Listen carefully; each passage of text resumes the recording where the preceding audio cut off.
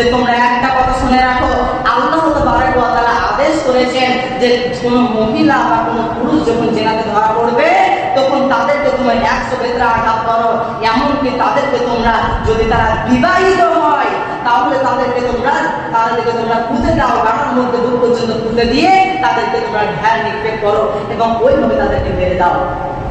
যারা বিবাহিত, যারা অবিবাহিত, আল্লাহ তাবারক ওয়া তাআলা বলেছেন যারা বিবাহিত তাদের বাঁচার কোনো উপায় নাই পৃথিবীর মধ্যে। যদি সে জেনা করে, বিবাহিত অবস্থায় যদি জেনা করে তাহলে ওই মানুষের বাঁচার কোনো উপায় নাই, তাকে মৃত্যুবরণ করতে হবে। কিন্তু আজকে আমরা এগুলো সব উঠে গেছে, এই নিয়ম কানুনগুলো আমরা আজকে তুলে দিয়েছি। কিন্তু বিশ্বনবী সাল্লাল্লাহু আলাইহি ওয়াসাল্লাম তিনি কি বলছেন দেখুন। তিনি একজন মহিলা তেনার কাছে গেল এবং তিনি কি বললেন বিশ্বনবী সাল্লাল্লাহু আলাইহি ওয়াসাল্লাম। বিশ্বনবী বললেন, আমার কাছে একজন মহিলা এলো এবং জিজ্ঞাসা করল, হে আল্লাহর রাসূল, আপনি আমাকে পাক করে দেন, আপনি আমাকে পবিত্র করে দেন, আপনি আমাকে মুক্তি দেন। এই কথা বিশ্বনবীকে বলল।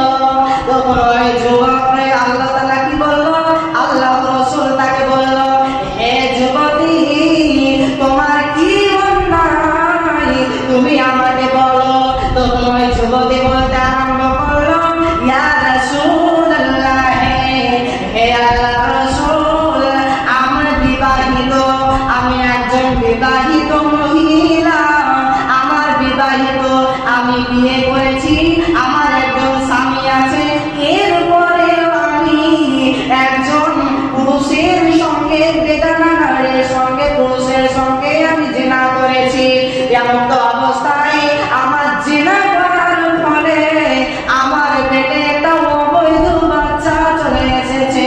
তো ইয়া রাসূলুল্লাহ, আমি কি করব আমার এই বাচ্চাটাকে?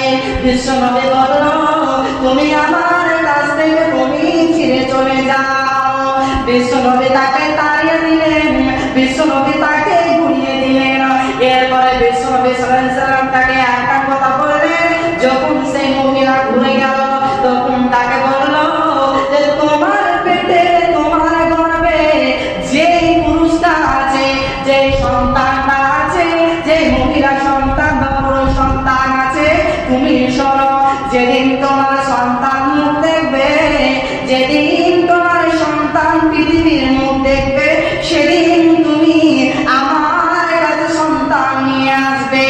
এরপরে যখন সন্তানটা পৃথিবীর মুখ দেখলো, যখন সে অবাধ্য সন্তানটা পৃথিবীর মুখ দেখলো, তখন বিশ্বনবীর কাছে ওই মহিলাটা এলো এবং বিশ্বনবীকে বলল, ইয়া রাসূলুল্লাহ, হে আল্লাহর রাসূল, আমি আপনার কাছে এলাম, আমার পেটে যে গর্ভে যে সন্তানটা ছিল, যে অবাধ্য সন্তানটা ছিল, যে অবৈধ সন্তান ছিল, এই সন্তানকে নিয়ে আমি আপনার কাছে এলাম।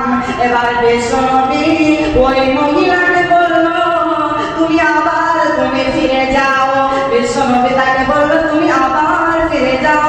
এরপরে তুমি যেমন একজন মা তার সন্তানকে লালন পালন করে, যেমন একজন মা তার সন্তানকে 2 বছর দুধ পান করায়, অতিক্রম করে তুমি ওরকম ভাবে তোমার নিজের সন্তানের মতো করে তাকে লালন পালন করো, তাকে দুধ পান করাও। এরপরে যখন বড় হয়ে যাবে তখন তুমি আমার কাছে আবার তুমি দেখা করবে। এরপরে বিশ্বনবী তাকে এই কথা বলল। যখন আবার 2 বছর বয়স হয়ে গেল তখন বিশ্বনবীর কাছে ওই মহিলাটা আবার চলে এলো।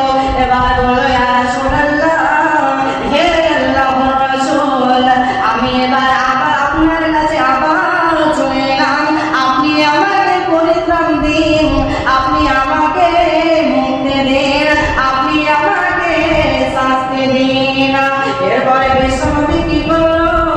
অনেক সাহাবা ছিল, অনেক সাহাবী ছিল, তাদেরকে বলল, তোমরা শোনো, এই মহিলাটাকে তোমরা একটা খাল পুরো এবং বুক পর্যন্ত পুঁতে দাও।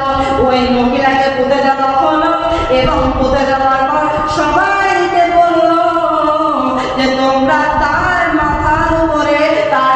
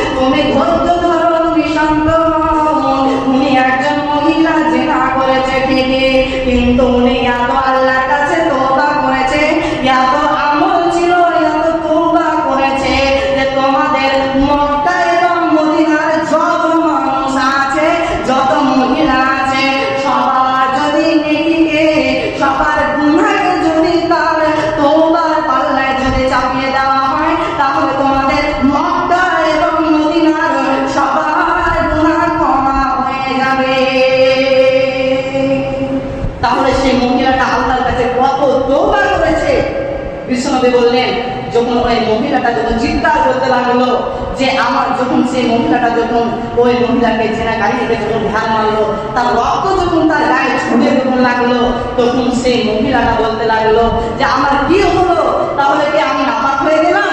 যে একজন মহিলা জেনাকারী মহিলা আর রক্ত আমার গায়ে ছুটে এসে বললো, তাহলে ইয়া রাসূলুল্লাহ আমি কি নাপাক হয়ে গেলাম? তখন রাসূল সাল্লাল্লাহু আলাইহি ওয়াসাল্লাম তাকে বললো, তুমি শান্ত হও। ওই মহিলাটা জিনা করেছে ঠিকই, কিন্তু আল্লাহর আদেশ আমি মানলাম, তার হয়তো নেকি, তার গুনাহ হয়তো ক্ষমা হয়ে গেছে। সে জিনা করেছে, তার জিনা গুনাহ হয়তো ক্ষমা হয়ে গেছে, কিন্তু আল্লাহর আইন, আল্লাহর নিয়ম আমি মানলাম। সেই মহিলা এত নেকি করেছে, সে এত তওবা করেছে যে তোমাদের মক্কা মদিনা যত মানুষ আছে সবারই যদি গুনাহকে যদি এক পাল্লায় চাপিয়ে দেওয়া হয়, আর তার যদি ক্ষমাকে যদি এক পাল্লায় চাপিয়ে দেওয়া হয়, তোমাদের সমস্ত তোমাদের নেকিগুলোকে, তোমাদের গুনাহগুলোকে নেকি করে দেবে, তোমাদের সমস্ত গুনাহকে ক্ষমা হয়ে যাবে। এই মহিলাটি এত তওবা করেছে। কিন্তু আজকে দেখুন, আজকে আমাদের চোখের সামনে কত গুনাহ হচ্ছে, চোখের সামনে সামনে জেনা হচ্ছে, কিন্তু আমরা আজকে আটকাতে পারি না। আজকে চোখের সামনে সামনে জেনা হচ্ছে, চোখের সামনে সামনে কথা বলাবলি হচ্ছে, চোখের সামনে সামনে ইশারা হচ্ছে, আমরা আজকে কেউ ঠেকাতে পারি না। আর আমরা আজকে মুমিন বলে দাবি করছি। আল্লাহ তাবারক ওয়া তাআলা এর জন্য আমাদেরকে হয়তো ধরবেন। আল্লাহ তাআলা বলবেন যে তুমি জিনা করেছিলে, তুমি জিনা করোনি ঠিকই, কিন্তু তোমার সামনে একজন জিনা করেছে, একজন খারাপ কাজে লিপ্ত হয়েছে, কিন্তু তুমি কেন ঠেকাতে পারোনি, তুমি কেন তাকে নিষেধ করতে পারোনি বলো? এর জন্য তো আল্লাহ তাবারক ওয়া তাআলার কাছে আমাদেরকে ধারণ করতে হবে। পরিশ্রমে আল্লাহর কাছে দোয়া করবো, হে আল্লাহ প্রত্যেক মানুষ আমরা যেন জিনা ব্যভিচার থেকে দূরে থাকতে পারি। সকল আল্লাহুম্মা আমিন। হে আল্লাহ আমরা এই জিনা অশ্লীল কাজ, এই অশ্লীল অসৎ কাজ